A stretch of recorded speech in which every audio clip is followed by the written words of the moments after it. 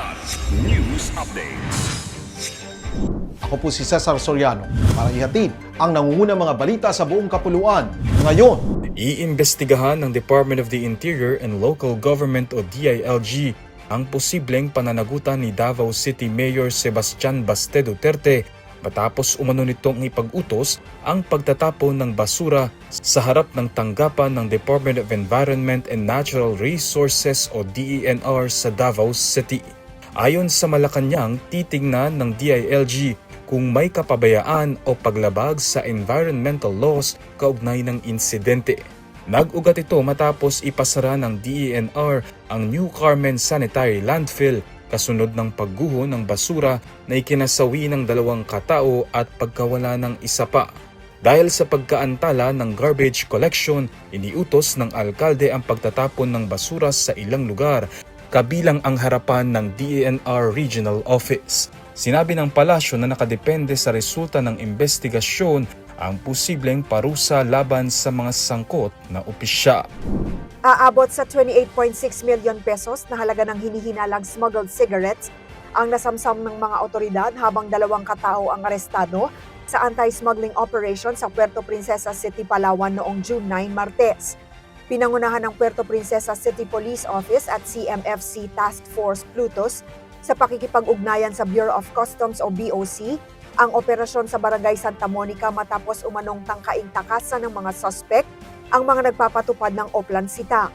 Kumpiskado sa operasyon ang 188 master cases ng iba't ibang uri ng sigarilyo na tinatayang nagkakahalaga ng 28,678,766 at isang Isuzu Elf truck na hinihinalang ginamit sa pagbiyahe ng kontrabando.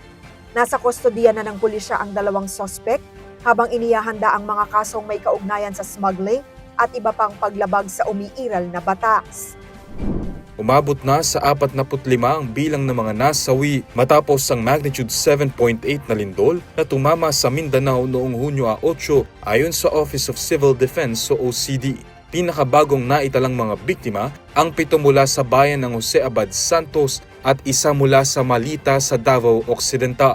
Mayroon ding 17 na kataong nawawala, kabilang ang 4 mula sa Glan Sarangani at 4 mula sa General Santos City. Mahigit 450 naman ang sugata. Aabot sa 35,673 na pamilya mula sa 199 na barangay sa Regions 9, 11, 12 at BARM ang naapektuhan ng kalamidad.